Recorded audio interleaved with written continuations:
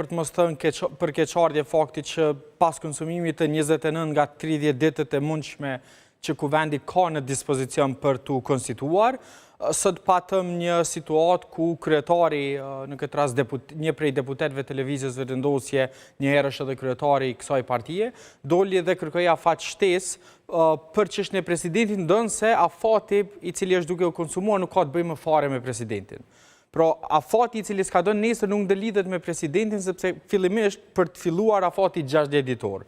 Pra, për ta pasur në dispozicion atë periudhën 60 ditore për diskutuar me partit, duhet fillimisht që të konstituohet kuvendi. Pra, pa konstituim të kuvendit, ne as nuk fillojmë që të hymë brenda afateve kushtetuese, në këtë rast 60 ditore për zgjedhjen e presidentit, dhe që kjo normalisht, ndonë se në aspektin procedural është e lejuar, në bazë të ndryshimeve të rregullorës në vitin 2022, lejohet që të ketë ndërprerje, përsa kohë që ato nuk janë më gjata se 48 orë, ndonë se në situatën aktuale, problemi është dukshëm më i madh sepse më nuk i kemi 48 orë.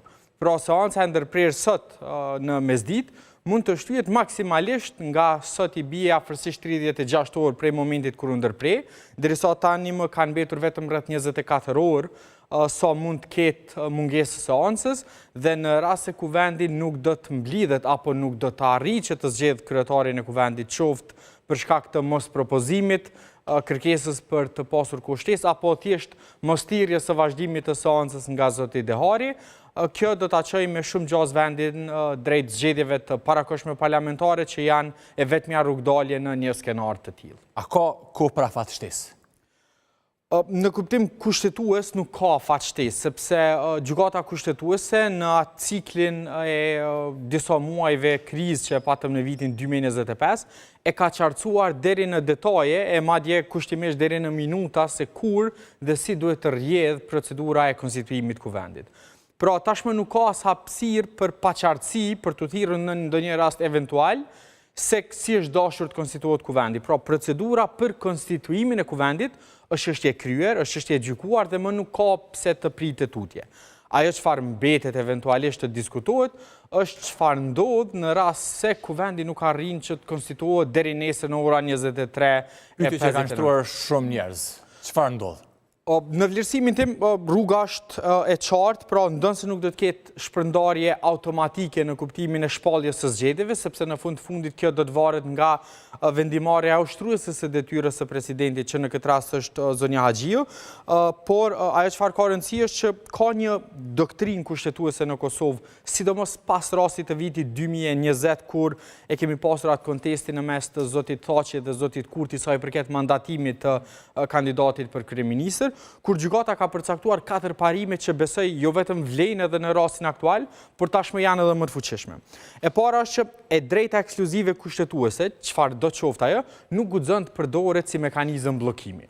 Pra, në këtë rast lëvizja vendosje ka një të drejtë kushtetuese, të cilën nuk guxon ta bllokojë, në këtë rast propozimin e kandidatit për kryetar, në mënyrë që ta pengojë konstituimin e kuvendit për kalkulime politike të blerjes kohë për çështjen e presidentit.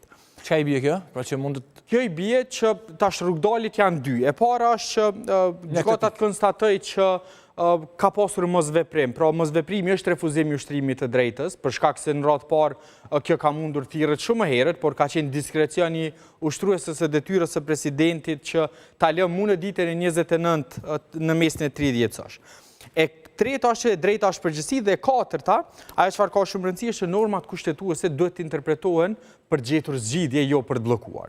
E kjo, unë besoj që na jep një mundësi që gjykata përmes një rasti që mund ta dërgojnë partitë politike me shumë gjas, ta plotësoj një zbrasti kushtetuese sa i përket kësaj se çfarë ndodh pas ditës 30. Pra ka vakum aktualisht, ka vakum ligjor në këtë pikë. Çka nëse nuk konstituohet kuvendi, çka ndodh edhe me afatin? Unë besoj që vakumi është se si duhet veprohet për t'i shpallë zgjedhjet, jo a duhet shkojmë drejt zgjedhjeve, sepse nuk ka kuptim përderisa kuvendi, sipas gjykimeve të gjykatës edhe vitin e kaluar edhe në vitin 2020, ka përcaktuar që kuvendi ka dy detyra parsorë. E para është që ta zgjedhë qeverinë, e dyta është që ta zgjedhë presidentin.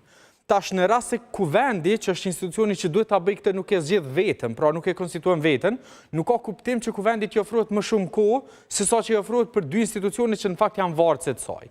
Andaj unë besoj që kur kuvendi nuk i kryen detyrat themelore për formimin e qeverisë, zgjedhjet janë e vetmja rrugdalje. Për më tepër është një element shumë i rëndësishëm, është që ekziston një parim kushtetues që askush nuk mund të përfitojë nga shkelja e vet kushtetuese. Pra, nuk ka kuptim që kuvendit ja ofrojë mundësinë që duke shkelur kushtetutën, përkatësisht këta fatin 30 ditor, të përfitoj kuvendi në tërësi e në veçanti partia e parë e cila po tenton që të blej kohë. Andaj unë besoj që e tërë zbrastia kushtetuese në këtë drejtim është thjesht cili do të jetë mekanizmi drejt shkuarjes në zgjedhje, a do të ketë vendim të gjykatës që konstaton se kuvendi ka dështuar dhe zgjedhjet mbahen automatikisht, apo gjykata potencialisht do të mund që t'i kërkojë shtrues së detyrës së presidentit që ta caktoj datën e zgjedhjeve duke plotësuar këtë boshllëk. Po nuk ken asnjë kombinim sipas jush çështja e afatit presidentit tash rrjedhimisht do ta çonte vendin prapë në zgjedhje dhe nëse do të komplikojë këtë. Unë besoj që situata tash politike duket shumë e qartë. Arsyeja pse nuk